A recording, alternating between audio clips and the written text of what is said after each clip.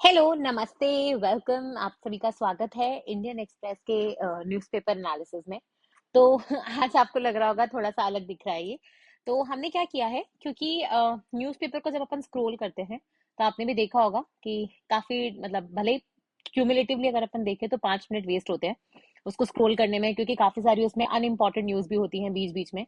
तो मैंने थोड़ा सा एफर्ट ज्यादा लेके आप लोगों के लिए काम आसान किया है, ताकि हमारा एक भी मिनट वेस्ट ना हो, है ना। जब भी कोई एग्जाम देते हैं तो एक एक मिनट कीमती होता है। तो इस चीज को मैं शॉर्ट में यही खत्म करूंगी कि हम अब आपके लिए पीपीटी में ये ऐसे जो भी मेरे मुझे इंपॉर्टेंट न्यूज़पेपर आर्टिकल्स लगते हैं, पूरे न्यूज़पेपर में से छाट के मैं यहाँ पे उसको वैसे ही वैसे आर्टिकल को पेस्ट कर दूंगी। और इसमें से फिर हम आप अपने हिसाब से समझ के कि हमारे एग्जाम पर्सपेक्टिव में से इसमें क्या क्या जानना चाहिए वो हम देखते हुए चलेंगे, ठीक है। तो ऐसे आपको ये पीपीटी मिल जाएगा। तो कई लोगों ने हाईलाइटेड पीडीएफ की बात करी थी, तो हाईलाइटेड पीडीएफ की जगह हम ये पीपीटी आपको जरूर प्रोवाइड करवा सकते हैं। अगर आपको चाहिए तो आप बता देना। तो इससे आपका रिवीजन भी क्विक हो जाएगा, क्योंकि पूरा न्यूज़पेपर स्क्रॉल करोगे, इस पीपीटी में सिर्फ उतने ही आर्टिकल्स हैं, उतने ही एडिटोरियल्स हैं, उतने ही न्यूज आइटम्स हैं जो आपको एक्चुअली में पता होने चाहिए। कोई भी एग्जाम अगर आप दे रहे हो, not just interview but pre mains के पर्सपेक्टिव से भी, ठीक है। तो आइए इसी के साथ हम शुरू करते हैं। ये हमारा यूट्यूब चैनल है और हम डेली न्यूज एनालिसिस करते हैं। तो सबसे पहले हम देखेंगे फटाफट कि आज के हम न्यूज़पेपर में कौन कौन से इंपॉर्टेंट मुद्दे हैं जिनके बारे में थोड़ा सा हमें जानने की जरूरत है, अवेयरनेस की जरूरत है। ये ना पता नहीं बहुत लोग इसको इग्नोर करते हैं, बट ये अगर आप देखोगे ना, जैसे पेपर है इंडियन एक्सप्रेस का, उसमें बिल्कुल फ्रंट पेज पे टॉप पे एक ही लाइन लिखी होती है जिसमें आइडियाज पेज पे वो क्या डिस्कस करने वाले हैं वो बताते हैं। कल भी आप देखोगे इसमें एक बहुत इंपॉर्टेंट हिस्सा था शेल ऑयल के बारे में, यूएस की, कि यूएस मतलब ये जो रशिया पे सैंक्शन लगा रहा है, ये यूक्रेन की वजह से है या सच में उसका कोई इंटीरियर मोटिव है खुद की शेल ऑयल इंडस्ट्री को प्रमोट करने का। वैसे ही यहाँ पे आज जो आर्टिकल लिखा है वो है पाकिस्तान के डबल गेम के बारे में, कि जो चाइना से भी दोस्ती है, उसके अमेरिका से भी दोस्ती है, अब रशिया के साथ भी पैक्ट कर रहा है। मतलब वो होता है ना, सबका चहेता फिर किसी का चहेता नहीं रह जाता। तो वो वाला गेम जो पाकिस्तान खेल रहा है, तो इसके बारे में समझेंगे। फिर आई थिंक ये सबसे बड़ी न्यूज थी पूरे पेपर में, जो आई थिंक हर दूसरे पेज पे एक ना कोई आर्टिकल था इस चीज के ऊपर। वो है इनके बारे में। ये भाई साहब कौन है? ये जोहरान मामदानी जी हैं। ये न्यूयॉर्क के मेयर बने हैं, इन्होंने इलेक्शंस जीते हैं मेयर के। तो आप बोलोगे मैम मेयर के इलेक्शंस के बारे में, हम इंडिया के मेयर के इलेक्शंस के बारे में इतना पता नहीं करते, तो हम न्यूयॉर्क के मेयर के इलेक्शंस के बारे में क्यों पता करेंगे? न्यूयॉर्क सबसे मोस्ट पॉपुलेटेड सिटीज में से, स्टेट में से आप देखोगे इनफैक्ट, और सिटीज में से, स्टेट में से, डिस्ट्रिक्ट में से एक है यूएस की, है ना। और सबसे इंपॉर्टेंट बात यह है कि न्यूयॉर्क में जनरली अपन मान के चलते हैं बहुत सबसे महंगी सिटी है। आपने ये कई बार पिक्चर देखी होगी, है ना। जितनी भी हॉलीवुड फिल्म्स वगैरह आती हैं वो सारी या तो लास वेगस या लॉस एंजलिस या फिर न्यूयॉर्क, यहाँ पे जनरली उनकी शूटिंग की जाती है। और वहां पे आपको young voters, business class, creators, है ना, जेनजी, आपको सब तरीके के एलजीबीटी क्यू प्लस के प्रोटेस्ट वगैरह सब कुछ मिल जाएगा। तो वहां पे, और स्पेसिफिकली जब आप देखोगे यूएस में ट्रम्प की सत्ता चल रही है ना। वो कौन सी पार्टी से आते हैं? रिपब्लिकन। ये कौन सी पार्टी के हैं? डेमोक्रेट्स। तो ऐसे हम बहुत सारी चीजें देखेंगे कि क्यों मामदानी जी का जीतना एक बहुत बड़ा लैंड स्लाइड माना जा रहा है यूएस के इलेक्शंस में। तो ऑल्दो ये मेयर इलेक्शंस ही हैं, बट इतना बड़ा जीत माना जा रहा है जिसकी कोई हद नहीं है। इसलिए आप देखोगे हर न्यूज़पेपर में, हर टीवी चैनल पे एटलीस्ट ये न्यूज कवर की जा रही है। तो इस पे लेके बहुत सारे आर्टिकल्स है, वो मैंने इकट्ठे कर दिए एक साथ। तो इनको हम एक बार थोड़ा सा देखेंगे। फिर आप बात करेंगे हम। आपको पता है कि SIR, स्पेशल इंटेंसिव रिवीजन होने वाला है हमारे इलेक्टोरल रोल्स का, और वो शुरू भी हो गया है ना, कुछ स्टेट्स में। और ये तो चल ही रहा है, बिहार में इलेक्शंस है ही, और उसके ऊपर आ रहा है वोट चोरी का इल्जाम। तो आपको पता होगा कि हमने कुछ हफ्ते पहले, आई थिंक एक डेढ़ हफ्ते पहले, हमने न्यूज़पेपर में आर्टिकल्स मैंने आपके साथ डिस्कस करे थे कर्नाटका असेंबली इलेक्शंस के बारे में, जहाँ पे मैंने अलांड एक कॉन्स्टिट्यूएंसी थी, वहां पे बताया था कि राहुल गांधी जी ने प्रॉपर बताया था कि कितने वोटर्स थे, उनके चेहरे, उनके हाउस नंबर्स, और कैसे एक ही वोटर का मल्टीपल कॉन्स्टिट्यूएंसीज में नाम है, गलत तरीके से नाम एलिमिनेट हुए हैं। ये एलिगेशन लगा रहे हैं, पर इसका क्या मतलब है, क्या ये प्रूफ हो चुका है? नहीं। इलेक्शन कमीशन ऑफ इंडिया क्या कह रहा है वो सब अपन सब जानेंगे, क्योंकि इंटरव्यू में जब आप बैठोगे, इंटरव्यू पता है वन वे स्ट्रीट नहीं होती है। आप बोल के आ गए, उसने सुन लिया और मार्क्स दे दिए। एक तरीके से कॉन्वर्सेशन होता है। तो जितना आप अपने फैक्ट्स को सॉलिड तरीके से प्रेजेंट करोगे ना, उतना अच्छा आपका इंटरव्यू में स्कोर आता है। प्री में भी सेम चीज है। आपको फैक्ट्स नहीं पता तो आप कभी ऑप्शन चूज नहीं कर पाओगे। मेंस में भी सेम प्रॉब्लम है। फैक्ट्स अगर पता है तो एक अच्छा आंसर लिख पाओगे, नहीं तो आप ये लिख रहे हो कि इंडिया में बेरोजगारी बढ़ रही है, और वहीं यहाँ पे लिख रही हो कि इंडिया में बेरोजगारी नहीं बल्कि जो एजुकेटेड यूथ है ना, अर्बन यूथ है, उनकी बेरोजगारी बढ़ रही है।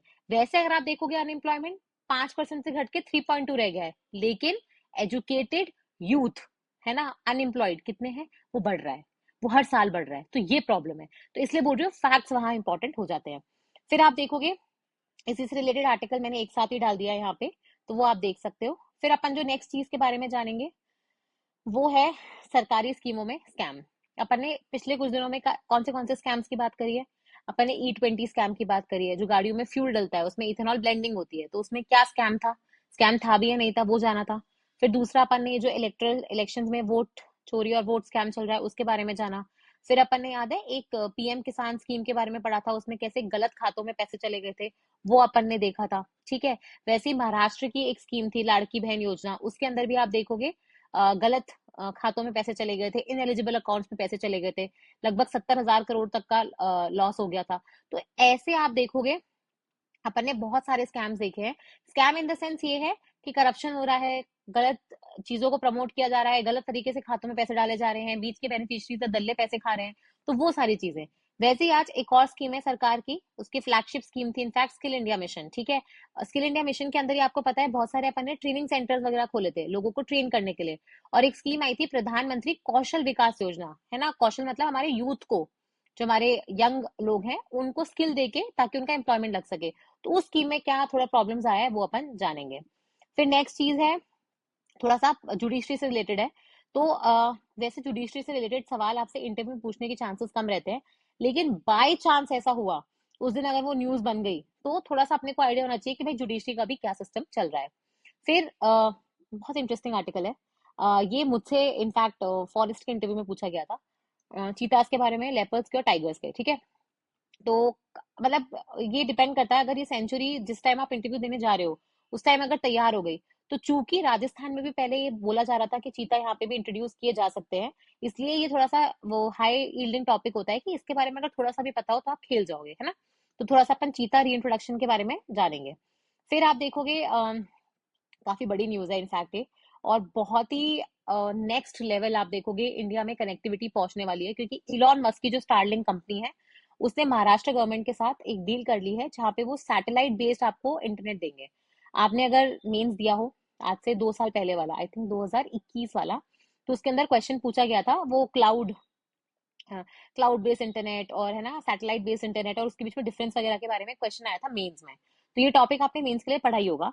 बट फिर भी ये सैटेलाइट बेस्ड इंटरनेट वर्सेस हम जो भी इंटरनेट यूज करते हैं उसमें क्या फर्क है, क्योंकि हम वो जो ऑप्टिकल फाइबर नेटवर्क जाता है हमारे समुद्रों में जो वायर्स वगैरह जाती है उसके थ्रू अपन वायरलेस नेटवर्क चलाते हैं। ठीक है। तो उसमें क्या फर्क है और ये क्यों एक मत बोलते हैं ना फ्यूचरिस्टिक एक लैंडमार्क डील साबित होगी, वो अपन थोड़ा सा जानेंगे। फिर एक ये वाला आर्टिकल है, आपको पता होना चाहिए कि नवंबर में अभी बस 1-2 दिन में मीटिंग होने वाली है, कहाँ पे, बेलेम ब्राजील में, यहाँ पे बेलेम ब्राजील में। ठीक है। किसकी मीटिंग है ये? आपने UNFCCC, तो जिन लोगों ने इस बार एनवायरमेंट पोर्शन नहीं पढ़ा था, ठीक है, मैं पहले भी कह रही थी मैं अभी भी कह रही हूँ कि एनवायरमेंट पोर्शन का जो आप देखोगे ना उसमें जो क्वेश्चंस बनते हैं वो यूपीएससी में भी बढ़ रहे हैं और वो सारे स्टेट सर्विस में भी बढ़ेंगे। क्यों बढ़ेंगे?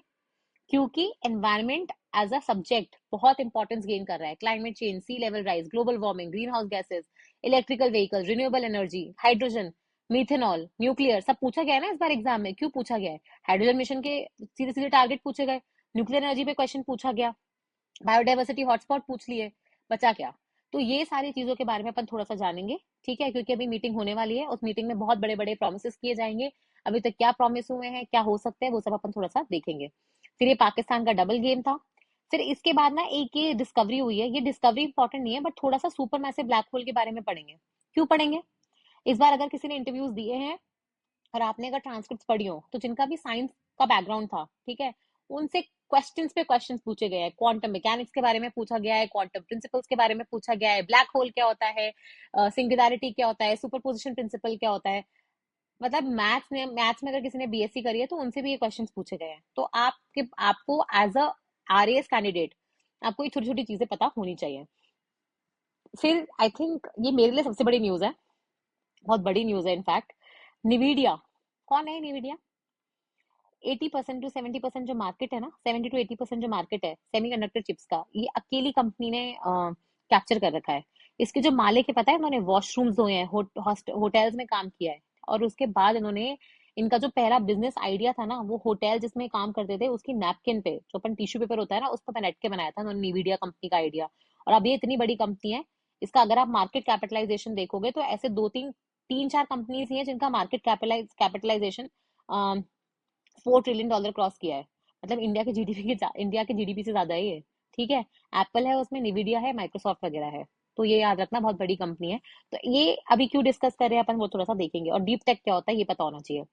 फिर आप देखोगे, ये मैंने आपको पहले भी बताया था, एक हफ्ते पहले की न्यूज थी जब, कि सरकार जो है उसने वो एआई के नए रूल्स और एक्ट वगैरह लाने की बात कर रही है। और सरकार ने आपसे सजेशन भी मांगे थे, मैंने बोला भी था वो मीटी की वेबसाइट पे जाके आप अपने सजेशन दे सकते हो। तो अब सरकार फाइनली ले आई है गवर्नेंस नॉर्म्स, तो वो अपन थोड़ा सा देखेंगे कि उसमें क्या क्या करने की बात कर रही है। तो ये अपना ओवरऑल रहेगा आज के लेक्चर का ओवरव्यू। तो आइए अब हम शुरू करते हैं। तो इस पेज में इतना कुछ था नहीं, बस ये था। आ, देखो, मुझे ज्यादा इस पिक्चर के बारे में कुछ बोलना नहीं है, बट बहुत ही आयरॉनिकल है। टीम जीतने वाले कौन है और इस टी शर्ट पे क्या लिखा है, ठीक है। बट पॉइंट ये है कि आप देख रहे हो कि कैसे एक गेम जीतने के बाद इतना फेम मिल रहा है फाइनली हमारे विमेन टीम को। और ये बहुत बड़ी बात है, क्योंकि इससे बहुत सारी और महिलाओं को भी और पुरुषों को भी, ठीक है, इवन मेल्स को भी एज अ स्पोर्ट को अपना करियर बनाने में काफी मदद मिलेगी। फिर अपन चलते हैं सबसे अमेजिंग आर्टिकल के ऊपर, वो है जोहरान ममदानी जी के बारे में, या मामदानी जी के बारे में। ये सिर्फ एक 34 साल के, मतलब डेमोक्रेटिक पार्टी से खड़े हुए थे, वहां पे इलेक्शंस हुए थे, ये फाइनली जीत गए हैं। और जेनजी की आवाज इन्हें बोला जा रहा है, ठीक है। ये जो नई जनरेशन है जो बेरोजगारी से परेशान है, ट्रम्प ये जो माइग्रेशन को लेके इतना प्रॉब्लम्स क्रिएट कर रहे हैं, यूएस में जो वीजा की फीस है, रेंट जो इतना ज्यादा है न्यूयॉर्क सिटी में, बसेस नहीं चलती हैं, प्राइवेट व्हीकल्स को लेके प्रॉब्लम है, तो है ना, ये सारी चीजों में आप देखोगे इन्होंने प्रॉमिस किया है कि हम ये सब करेंगे। वो चर्च भी गए, वो लोगों से मिलने के लिए क्लब हाउसेस भी गए, वो नाइट क्लब्स भी विजिट किए, वो जेनजी से मिलने के लिए उनके बुक रीडिंग क्लब्स भी गए। तो उन्होंने साइकिल भी चलाई, उन्होंने कार भी चलाई, वो पैदल भी चले। तो उन्होंने बेसिकली अपने आप को एक ऐसा फिगर बताया जो ट्रम्प से ऑपोजिट, सबकी सुनेंगे, ठीक है, पर लोग उन पे क्यों विश्वास करेंगे? लोग इसलिए विश्वास करेंगे बिकॉज वो प्योरली प्योरली, आप देखोगे, सिर्फ अमेरिकन रूट्स नहीं है, उनके इंडियन ओरिजिन रूट्स हैं। वो खुद युगांडा में रहे हैं कुछ साल, फिर वो साउथ अफ्रीका रहे, फिर वो यूएस आए, उनकी मम्मा इंडियन है। तो आप ये देखो कितनी सारी नेशनैलिटी, कितने सारे रिलीजन्स को रिप्रेजेंट कर रहे हैं वो, है ना। और ऐसे लोग जो इतने डाइवर्स होते हैं ना, वो खुद कहीं ना कहीं आप देखोगे डाइवर्सिटी को प्रमोट करते हैं। यूएस में भी ट्रम्प क्या चाहते हैं कि सारे माइग्रेशन को रोक दिया जाए, है ना, वापस उनको भेजा जाए उनके देश, making America great again. But किसके तर्ज पे वो चाहते हैं? ये जो माइग्रेशन हो रहा है, बाहर से लोग आ रहे हैं, जो डाइवर्सिटी बढ़ रही है वो ना हो, अमेरिका की जॉब्स छीन रहे हैं, वो उस तरीके से ले रहे हैं। जबकि इसके ऑपोजिट कौन खड़े हैं अपने? ममतानी जी, है ना। तो इसलिए आप देखोगे ये बहुत कॉन्ट्रास्ट था, और इनका जीतना एक तरीके से मतलब होता है ना, लहर बना दिया। और इनके जीतने से अब डेमोक्रेटिक पार्टी में भी फाइनली एक आप देखोगे विश्वास सा जाग गया कि क्योंकि वो रिपब्लिकन जब जीते थे, तो ट्रम्प साहब रिपब्लिकन पार्टी से थे, और ट्रम्प जी तो हैं, वो तो आपको पता ही है कि सारे पेरिस क्लाइमेट डील से अमेरिका को निकाल दिया, फॉसिल रिन्यूएबल एनर्जी पे भरोसा नहीं है, क्लाइमेट चेंज को वो लोग एक स्कैम मानते हैं, है ना। उसके बाद है ना, फॉसिल फ्यूल्स को बढ़ावा देना चाहते हैं, ठीक है। वो सारी चीजें कर रहे हैं जो इंडिया या यूरोप नहीं चाहता, ठीक है। तो उसमें मामदानी जी का इलेक्ट होना एक कहीं ना कहीं बता रहा है कि कैसे वोटर्स इन अमेरिका डिससेटिस्फाइड थे खुद ट्रम्प को इलेक्ट करके, ठीक है। एटलीस्ट अगर सारे नहीं है तो कुछ तो है ही। तो कैसे उन्होंने इस इलेक्शन के थ्रू एक मैसेज सेंड किया है कि अपनी पॉलिसीज को बदलो, है ना। और इनफैक्ट हमारे लिए अच्छी बात क्या है कि मामदानी जी ने अपनी स्पीच में, जो जवाहरलाल नेहरू की स्पीच नहीं थी जब अपन इंडिया आजाद हुआ था, उनकी ट्राइज विद डेस्टिनी वाली, उसके वर्ड्स उन्होंने यूज करे थे, ठीक है। ये वाले वर्ड थे, standing before you I think of the words of Jawaharlal Nehru, a moment comes but rarely in history when we step out from the old to new, when an age ends and when the soul of a nation long suppressed finds utterance. Tonight we have stepped out from the old to new. ठीक है। ये India के लिए था कि कैसे हम पहले एक देश थे जो गुलामी के अंदर थे, हमारी खुद की कोई आवाज नहीं थी, पर आज हमारा एक हिस्टोरिक इवेंट हुआ है, हिस्टोरिक मोमेंट है। बहुत रेयरली ऐसे इवेंट्स किसी देश की हिस्ट्री में आते हैं जहाँ पे हमारा जो सोल है अभी नेशन का, वो हमें फाइनली अपनी आवाज मिलेगी, हम एक न्यू दुनिया में जा रहे हैं। तो उन्होंने भी सेम स्पीच वहां पे दी थी। तो एक एडिटोरियल था, ये किसने लिखा है ये आप यहाँ पे देख सकते हो कि ये साहिब भोजवानी जी ने लिखा है। और उन्होंने ये बताया कि कैसे जो मामदानी जी जीते हैं ना, ये हमें रिमाइंड किस चीज का कराता है कि आपके रूट्स क्या है वो एक बात है, लेकिन आपकी जो स्ट्रैटेजी है ना इलेक्शन को जीतने की, वो बहुत मैटर करती है। कई बार आप जहां से आ रहे हो वो इतना मैटर नहीं करता, पर आपकी क्या स्ट्रैटेजी है, ठीक है, वो मैटर करती है। इन्होंने वही बताया कि वो सीनियर सिटीजन से भी मिले, वो जेनजी से भी मिले, ठीक है, वो न्यूयॉर्कर्स के लिए साथ साइकिलिंग भी करे, और वो बेसिकली व्हील चेयर पे लोगों से भी मिले। तो कैसे उन्होंने उन चीजों को टारगेट किया जो आज की जनरेशन सच में चाहती है, ठीक है। उन्होंने खुद को आउटसाइडर नहीं बताया, उन्होंने बताया कि हाँ मैंने इतने स्ट्रगल झेले हैं अमेरिका में आके, और मैं अब नहीं चाहता कि बाकी लोग इन स्ट्रगल से गुजरे। तो कहीं ना कहीं वो रेजोनेट कर गए बाकी लोगों के साथ, ठीक है, इसलिए वो इलेक्शन जीते हैं। फिर हम चलते हैं नेक्स्ट हमारे राहुल गांधी जी पे। उन्होंने ना ऐसे एक फोटो दिखाई थी एक महिला की, और उन्होंने बताया कि कैसे कितने सारे वोटर आईडी कार्ड में इनकी फोटो छपी हुई है, और इन्होंने कितनी सारी कॉन्स्टिट्यूएंसी में इनके नाम की फोटो से वो नाम रजिस्टर्ड है। और देखो यहाँ पे 10 बूथ है, 22 वोट पड़े हैं इसी फोटो के नाम पे। फिर वैसे उन्होंने बोला कि काफी सारे घर हैं जिनका रेजिडेंशियल नंबर जो है वो 00 लिख रखा है। काफी सारे घर हैं जिसके अंदर एक ही परिवार में कई बार तो 66 लोग वोट देने गए हैं। कई बार आप देखोगे 500 लोगों से ज्यादा जो लोग हैं वो एक ही घर में से वोटिंग करने के लिए गए हैं। आप बोलोगे मैम ऐसा कैसे होगा? होगा क्या कि वो एक ही घर के नाम पे रजिस्ट्रेशन पे बहुत सारे लोगों ने रजिस्ट्रेशन लिया होगा, और वो सारे एक ही फैमिली के माने जा रहे होंगे, ठीक है। उन्होंने ये भी बताया कि कैसे हरियाणा में, पहले तो उन्होंने कर्नाटक और महाराष्ट्र में एलिगेशन लगाए थे कि कैसे बीजेपी जीती है। एलिगेशंस लगाए, मैं बार बार बोल रही हूँ, मैं इसको बिल्कुल प्रमोट नहीं कर रही हूँ, मैं बार बार यही चीज बोल रही हूँ। एलिगेशंस लगाए जा रहे हैं, ठीक है। उन्होंने इलेक्शन कमीशन ऑफ इंडिया को भी बोला है कि कैसे उन्होंने इस चीज को पकड़ा ही नहीं, और ऐसा नहीं है वो पकड़ नहीं सकते, वो पकड़ना चाहते नहीं थे, ठीक है, वो ये एलिगेशंस लगा रहे हैं। तो उन्होंने ये सारी चीजें बताई हैं कि कैसे 25 लाख जो वोट्स हैं वो फेक वोट पड़े हैं। उन्होंने बोला कि एक ब्राजीलियन महिला है, ठीक है, उसकी फोटो लगा के भी कितने सारे आप देखोगे वोट्स लिए गए हैं, ठीक है, उसका क्या काम है। उन्होंने बेसिकली बताया है कि 2 करोड़ वोटर्स के गलत वोट्स पड़े हैं हरियाणा में, ठीक है। बहुत सारे लोगों के नाम एलिमिनेट कर दिए गए अपनी मर्जी से, और सही वोट्स पड़े ही नहीं है, ठीक है। अब आप बोलोगे इलेक्शन कमीशन ऑफ इंडिया इस बात को कैसे रिफ्यूट करेगा? वो ये बोलेंगे, देखो हमारे यहाँ जब भी इलेक्शन होते हैं, ठीक है, तो अगर किसी को इलेक्शन से प्रॉब्लम है ना, कैंडिडेट्स वगैरह से प्रॉब्लम, तो आपको पता है कि आप इलेक्शन कमीशन ऑफ इंडिया को एक चिट्ठी लिख सकते हो, या फिर जो उनका स्वीप करके एक पोर्टल आता है, ऐप आती है, उस पे है ना कोई भी शिकायत है आपकी, एमसीसी जो आचार संहिता लगती है उसमें वायलेशन हुए तो वहां पे भेज सकते हो, ठीक है। दूसरी चीज होती है, अगर वोट ये इलेक्शन में कोई प्रॉब्लम है नॉमिनेशन और इन सबको लेके, कैंडिडेट्स को लेके, या इलेक्शन की प्रोसेस को लेके, तो आप बेसिकली इलेक्शन पिटीशन फाइल करते हो। पिटीशन हमेशा कहाँ फाइल होता है? कोर्ट में। लेकिन चूंकि इलेक्शन का मामला है तो ये पिटीशन कहाँ पे लगता है? हाई कोर्ट में, ठीक है। तो प्रॉब्लम, और अगर आपको इलेक्शन कमीशन ऑफ इंडिया के कोई डिसीजन से प्रॉब्लम है तो आप अपील कर सकते हो, करेक्ट है। तो होता क्या है कि जब भी इलेक्शंस होते हैं, आपको पता है अभी तो SIR करवा रही है सरकार, स्पेशल इंटेंसिव रिवीजन, सारे इलेक्टोरल रोल्स का। इलेक्टोरल रोल क्या होता है? जिसमें हर कॉन्स्टिट्यूएंसी के कितने लोग वोट कर सकते हैं, जो वोट देने के लिए एलिजिबल है उसके नाम होते हैं, ठीक है। इसके पहले सरकार क्या कराती थी? SSR, special summary revision. ये क्या होता है? हर साल जब भी कहीं पे भी इलेक्शन होते हैं, चाहे वो असेंबली के हो, पंचायत के हो, किसी के भी हो, उसके पहले उस इलेक्टोरल जो लिस्ट होती है, जो रोल होता है, उसको अपडेट किया जाता है। अपडेट इन द सेंस कि भाई उसमें से कोई मर गए उसको हटा दिया जाता है, कोई नए मतलब ऐड हो रहे हैं उनको ऐड किया जाएगा, जो छोड़ के चले गए हैं उनको हटाया जाएगा, उसको बोलते हैं रिवीजन, समरी रिवीजन, ठीक है। वो हर जब भी कोई इलेक्शन होते हैं उसके पहले किया जाता है, समझ में आ रहा है? तो इसमें क्या होता है, जो भी नया इलेक्टोरल रोल बनता है जिसमें सबके नाम होते हैं, वो सारी मेजर पार्टीज जो उसमें इलेक्शन लड़ रही होती है सबको भेजा जाता है, ठीक है। आपने पढ़ा भी होगा जब हम प्री और मेंस के लिए पढ़ते हैं कि कैसे जो पार्टीज होती हैं वो 2 तरीके की होती हैं, ठीक है। एक होती है आपकी रिकॉग्नाइज्ड, है ना, और एक होती है आपकी अनरिकॉग्नाइज्ड।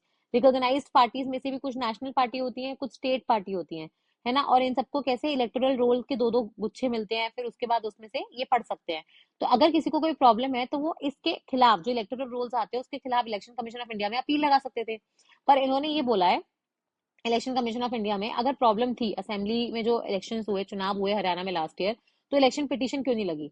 90 मतलब 90 सीटों पे चुनाव हुए थे तो सिर्फ 22 इलेक्शन पिटीशन ही क्यों है, ठीक है। उसके अलावा भी जब रोल्स निकाले गए तो उसपे भी किसी ने अपील या ऑब्जेक्शन फाइल नहीं किया। तो अगर आपको सच में प्रॉब्लम थी तो आप तभी फाइल करते, ठीक है। और ये जितने भी इलेक्टोरल रोल्स होते हैं वो शेयर किए जाते हैं। उन्होंने ये बताया कि हर बार जब स्पेशल इंटेंस ये रिविजन हुआ जाता था समरी वाला, तो हरियाणा में 4.5 लाख 4 लाख लोगों के ऑब्जेक्शन आए थे, ठीक है। उसमें से आप देखोगे जब फाइनल जो रोल गया, उसके बाद डीएम जो डिस्ट्रिक्ट मजिस्ट्रेट होता है, जो इलेक्शन कलेक्टर जो होता है, ठीक है, वो इलेक्शन ऑफिसर होता है उस पूरे डिस्ट्रिक्ट का, वो मतलब चीफ की तरह होता है उस डिस्ट्रिक्ट का। तो उसके पास भी कोई ऑब्जेक्शन नहीं आए हैं।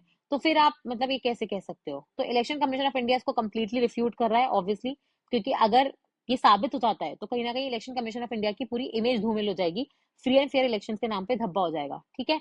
तो वो कुछ कह रहे हैं, बीजेपी ऑब्वियसली मानेगी नहीं, है ना, क्योंकि वो विनिंग पार्टी है।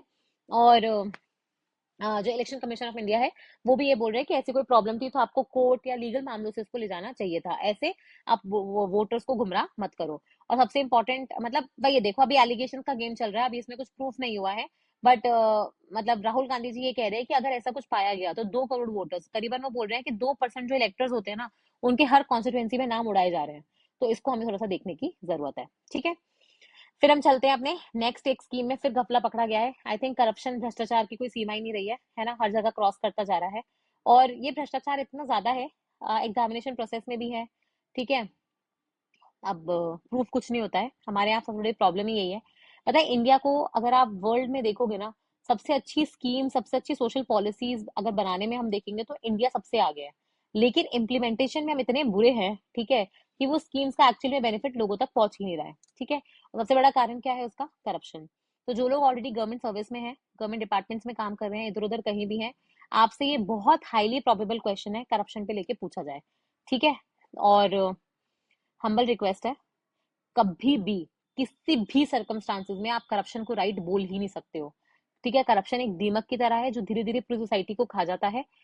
मैं आपसे बोल नहीं रही हूँ आप अपनी पर्सनल लाइफ में कैसे हो, पर कभी भी इंटेग्रिटी मत छोड़ना अपने इंटरव्यू में। ठीक है, और करप्शन को किसी भी तरीके से जस्टिफाई करने की कोशिश मत करना, किसी भी तरीके से, not even a single word और a positive line about it. ठीक है, तो अभी आप देखोगे ministry of skill and ministry of skill development and entrepreneurship जो है ना, उसकी एक स्कीम चलती है, प्रधानमंत्री कौशल विकास योजना। अब उस स्कीम के अंदर क्या होता है, ट्रेनिंग सेंटर्स वगैरह बनाए जाते हैं, उसमें कैंडिडेट्स को एनरोलमेंट किया जाता है, टीचर्स हायर किए जाते हैं, उनको स्किल सिखाई जाती है, बच्चों को स्टाइपेंड डाला जाता है, सर्टिफिकेट्स इशू होते हैं, तो बहुत सारी चीजें होती हैं। तो उसके अंदर ये पाया गया है कि fake certificate, fake training centres, fake teachers, इसके नाम पे बहुत सारा पैसा साइफन हुआ है। लगभग 1538 करोड़ रुपए जो है वो एलोकेट किए गए थे। अब 178 लोग जो है वो इसमें ब्लैकलिस्ट कर दिए गए हैं, मतलब वो गलत पार्टनर्स थे, उन्होंने कभी कोई सेंटर बनाया नहीं, कभी कोई वहां पे ट्रेनिंग दी नहीं है। 18 से ज्यादा स्टेट्स जो है इसमें इफेक्ट हुई हैं। ठीक है, तो वो वाली चीज है, अब ये पाया गया है। अब अगर आप एसडीएम होते या फिर आप इस मिशन को लीड कर रहे होते तो आप क्या करते? आप मुझे बताओ, सिचुएशनल क्वेश्चन है। तो सबसे पहले तो जब भी आपको ऐसा कुछ बनेगा तो आप सबसे पहले उसकी क्या करवाओगे, एक पूर्ण तरीके से जांच करवाओगे, इन्वेस्टिगेशन बैठाओगे। मीनवाइल जो जो आपको एविडेंस मिले हैं उसके बेसिस पे, जो भी आपको सफिशिएंट लग रहा है कि भाई ये जिनके ऊपर एलिगेशन लगे हैं उनके ऊपर ध्यान देते हुए, और अगर आपको कुछ भी प्रूफ हो रहा है तो आप उनको फर्दर कोई कॉन्ट्रैक्ट देने से अभी के लिए मना करोगे जब तक कि उनकी इंटेग्रिटी प्रूफ नहीं हो जाती। जो पुराने कॉन्ट्रैक्ट्स हैं उनकी प्रॉपर जांच कराओगे।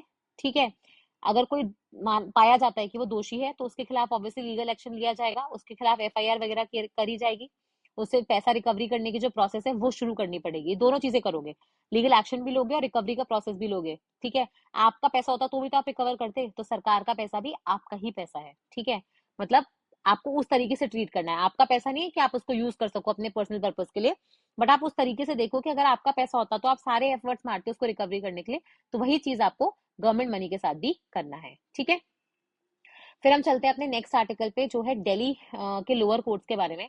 यहाँ पे अपन लोअर कोर्ट्स के बारे में नहीं, एज सच सबसे पहले तो बात मुझे बताओ, आपको कैसे पता लगेगा कि सुप्रीम कोर्ट में कितने केसेस आए, कितने केसेस पेंडिंग है, हाई कोर्ट में कितने केसेस आए, कितने केसेस पेंडिंग है, लोअर कोर्ट में कितने केसेस आए, कितने केसेस पेंडिंग है? तो हमारे पास एक national judicial data grid NJDG exist करता है, जिसमें ये चीजें अपलोड करी जाती हैं। ठीक है, तो यहाँ से हमें पता लगता है, इंडिया में अगर मैं अभी बात करूँ तो 3 करोड़ से ऊपर केसेस पेंडिंग है। ठीक है, 50,000 तो सुप्रीम कोर्ट में, लगभग 62,000 केसेस सुप्रीम कोर्ट में है। ठीक है, 50 लाख के आसपास केस जो है वो हाई कोर्ट में पेंडिंग है, सारे सब स्टेट्स के मिला के। और मेजर पेंडेंसी 2.5 करोड़ से ऊपर आपकी लोअर कोर्ट्स में है। दिल्ली के कोर्टों में भी सेम हालत चल रही है, लोअर कोर्ट में भयंकर पेंडेंसी है। अब इस पेंडेंसी के कारण क्या होते हैं? ऑब्वियसली कोर्ट्स में इंफ्रास्ट्रक्चर की प्रॉब्लम है, जजेस की प्रॉब्लम है, वेकेंसीज की प्रॉब्लम है, स्टीनो नहीं है। ठीक है, इंफ्रा पेन पेंसिल ये जो होता है ना अपने स्टेशनरी वगैरह, उन सब की प्रॉब्लम होती है। ठीक है, तो बहुत सारी प्रॉब्लम्स के कारण आप देखोगे, फिर हमारे यहाँ पे प्रॉपर जांच नहीं होती है एक बार में, है ना, बार बार एडजॉर्नमेंट मांगती रहती है पार्टीज, पुलिस की इन्वेस्टिगेशन सही से नहीं हो रही है। तो ये बहुत सारे फैक्टर्स कंबाइन करके हमारे यहाँ पे पेंडेंसी बढ़ाते हैं केसेस की। तो लगभग आप देख सकते हो दिल्ली के लोअर कोर्ट में 15.5 लाख केसेस से ज्यादा पेंडिंग चल रहा है। अब सबसे बड़ी प्रॉब्लम क्या है, हमारे पास जजेस नहीं है। जजेस वगैरह आपको पता ही होगा कि एग्जाम्स होते हैं जुडिशरी के, वो जो हर स्टेट करवाती है। अब उसमें कितने सारे कई बार करप्शन पाया जाता है, जो पेपर लीक के भी मामले आते हैं, फिर आपकी कई बार भर्तियां जो होती है वो रद्द कर दी जाती हैं, है ना, वैकेंसी 5-5 सालों में निकलती है। तो मतलब 700 जज 15.5 लाख केसेस अगर 24 घंटे भी सुनेंगे ना तो भी ये 6-7 साल से पहले क्लियर नहीं हो रहे। तो प्रॉब्लम ये चल रही है। ठीक है, जुडिशरी के बारे में थोड़ा सा आइडिया होना चाहिए। तो अगर आप राजस्थान से हो क्योंकि आपको पता है कि हमारे यहाँ पर अपॉइंटमेंट चेंज होते रहते हैं। तो एक बार तो ये देख लेना कि जैसे आपको पता है कि हमारी जो मेन हाईकोर्ट की बेंच है वो तो जोधपुर, मेन हाईकोर्ट तो जोधपुर में है, और उसकी एक बेंच जयपुर में भी है। ठीक है। अम, दूसरा, इस वक्त हमारे हाई कोर्ट के जो chief justice of high court है राजस्थान हाई कोर्ट, वो कौन है, एक बार ये देख लेना। ठीक है। और तीसरा चीज, नंबर ऑफ पेंडिंग केसेस कितने चल रहे हैं। ठीक है। तो वो थोड़ा सा एक आइडिया रखना, ताकि इंटरव्यू में कहीं से भी अगर थोड़ा बहुत आए तो आप कहीं अटको नहीं। फिर हम आते हैं नेक्स्ट आर्टिकल के ऊपर, जो है चीतास के बारे में। देखो, सबसे पहले तो चीता क्या है। चीता है एक तरीके का बिग कैट। ये बिग कैट क्या होता है? आप बोलोगे मैम बड़ी बिल्ली। बिल्कुल सही है। तो आपकी जो कैट्स होती है ना, बिल्ली, उसी की फैमिली से आते हैं टाइगर, लेपर्ड, लायंस, चीता और स्नो लेपर्ड। ठीक है। ये सारे उसी कैटेगरी में आते हैं, बिल्लियों वाली। बट ये बिल्ली की तरह छोटे नहीं होते, इसलिए इनको क्या बोलते हैं, बिग कैट्स बोलते हैं। ठीक है। तो ये जो है, देखो टाइगर में आपको पता है ऐसी लंबी लंबी धारियां होती हैं, है ना। लेपर्ड में रोसेट्स होते हैं। ठीक है। चीता में डॉट्स होते हैं उसकी स्किन के ऊपर, जैसे यहाँ पे धारियां है उसकी जगह डॉट्स होंगे चीता में, समझ रहे हो आप। तो चीता में डॉट है, टाइगर में आपको पता है लंबी लंबी लाइंस हैं, और जो अपना लेपर्ड होता है उसमें ऐसे ट्राइंगल के अंदर ऐसे बीच बीच में डॉट होते हैं, वहां पे रोसेट्स बने होते हैं। ठीक है। अलग अलग तरीके के कैट्स होती है, अलग अलग उनकी निशानियां होती हैं। आपको पता है इंडिया में लायन मिलते हैं, स्नो लेपर्ड मिलते हैं और टाइगर मिलता है। लेकिन हमारे यहाँ एक ही बड़ी बिग कैट नहीं मिलती थी, वो थी चीता। वो पहले थी, लेकिन 1952-53 के आसपास वो एक्सटिंक्ट हो गई, क्योंकि छत्तीसगढ़ की रानी ने लास्ट वाली मार दी थी। ठीक है। हंटिंग। अब उसके बाद चीता थे नहीं। फाइनली 2020 में कोविड के दौरान आपको पता है कि सरकार ने एक प्रोजेक्ट शुरू किया, जिसको हम लोग चीता रीइंट्रोडक्शन प्रोजेक्ट के नाम से जानते हैं। उसके अंदर इंडिया ने डिसाइड किया कि जो स्पीशीज हमारे यहाँ पे विलुप्त हो गई थी, अब उसको वापस लेके आएंगे। और हमने उसी के लिए नामीबिया और साउथ अफ्रीका से अग्रीमेंट किया। और इन दोनों देशों से, अफ्रीका के जो देश हैं, वहां पे अफ्रीकन चीता मिलते हैं। तो इंडिया में जो मिलते थे वो एशियन चीता थे। ठीक है। अभी एशियन चीता सिर्फ और सिर्फ ईरान के जू वगैरह में मिलते हैं, और कहीं है नहीं। ठीक है। तो हमने जो चीते लाए हैं ना, वो अफ्रीकन चीते हैं। तो एक्चुअली में वो चीते नहीं है जो हमारे यहाँ पहले एग्जिस्ट करते थे, उसी की एक प्रजाति है, बट सेम चीते नहीं है वो। ठीक है। तो ये पता होना चाहिए। तो हम अफ्रीकन चीते लेके आए इन अफ्रीकन देशों से, नामीबिया और साउथ अफ्रीका से। हमने 20 चीते लाए थे। उनमें से कुछ सरवाइव करे, कुछ के बच्चे हुए, है ना। तो ठीक ठाक तरीके से हमने कहाँ पे इंट्रोड्यूस करे, कूनो पालमपुर नेशनल पार्क है मध्य प्रदेश में, वहां पे। अब उसके बाद वहां पे उनकी संख्या बढ़ने लगी। जब भी आप कोई नई चीज लाते हो तो पहले उसको पैक करके रखते हो, एक डब्बे में रखते हो, और बाद में उसको खुला छोड़ते हो। तो वही हमने चीते के साथ किया, कि जब तक वो एनवायरनमेंट में फिक्स नहीं हो जाए, उनको कोई खतरा नहीं हो, उनको कोई और ना मार दे, उनके झगड़े नहीं हो जाए, इसलिए पहले हम उन्हें एक केज में रखते हैं, उसके बाद उनको खुला छोड़ देते हैं जब वो एस्टेब्लिश हो जाते हैं। ठीक है। तो कूनो पालमपुर में हमने उनको लाया था। फिर जब उनकी प्रजाति बढ़ने लग गई, अब उनको स्पेस भी ज्यादा चाहिए घूमने के लिए, नहीं तो आपस में फाइट करने लग जाएंगे। तो थोड़े से चीतों को हमने गांधी सागर शिफ्ट कर दिया, वो भी मध्य प्रदेश में ही है। ठीक है। अब ये बोला जा रहा है कि अब फिर से हम देख रहे हैं, हम और चीते लेके आएंगे, और साथ में जो पुराने कुछ चीते उनको भी शिफ्ट करेंगे। तो अब वो तीसरी जगह ढूंढ रहे थे। उसमें राजस्थान की भी काफी सारी वाइल्ड लाइफ सेंचुरीज के नाम लिए गए थे कि वहां पे शिफ्ट कर सकते हैं, लेकिन एमपी सरकार ने मना कर दिया। जैसे गुजरात कभी लायंस बाहर नहीं भेजता गुजरात के, जबकि गुजरात में इतनी लायन की संख्या बढ़ गई है। अब प्रॉब्लम्स हो रही है कि लायंस आपस में झगड़ रहे हैं। ठीक है।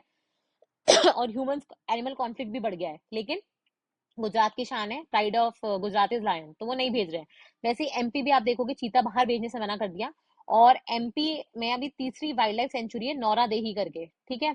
तो वहां पे ये कहाँ पे है नौरा देही, झायरा। नौरा देही में आप देखोगे वो लोग, मतलब तीसरी सेंचुरी है जहाँ पे वो चीते लाना चाहते हैं। ठीक है। अब नौरा देही कूनो पालमपुर और गांधी सागर से कैसे अलग है, क्योंकि नौरा देही में टाइगर भी रहते हैं। कूनो और गांधी सागर में कोई टाइगर नहीं था। वहां पे पहले आपने घास फूस उगाई, वहां से लोगों को बाहर निकाला, और वहां पे आपने ये जो हर्बीवोर्स, टाइगर किसको खाएगा, डियर को, है ना, चीतल को, इन सबको खाएगा ना वो, है। तो उन सबकी प्रजातियां आपने वहां पे इंट्रोड्यूस करी। ठीक है। तो नौरा देवी में क्या है, उनको टाइगर से कंपटीशन होगा। तो दो, अपन इकोसिस्टम पढ़ते हैं ना ऐसे, कि नीचे से ऊपर जा रहे हैं, तो सबसे ऊपर कौन बैठता है, टाइगर चीता। तो अगर दोनों ही साथ में बैठेंगे तो आपस में भी कभी झगड़ लेंगे ना। तो इसलिए आप देखोगे नौरा देवी में क्या है, थोड़े से चैलेंजेस आ रहे हैं, तो वो इनको थोड़ा दूर करना पड़ेगा। इसके बाद देखो, कोई भी नेशनल पार्क जो होता है उसमें क्या होता है, एक तो कोर एरिया होता है जहाँ पे कोई नहीं रह सकता, जो सिर्फ और सिर्फ एनिमल के लिए होता है।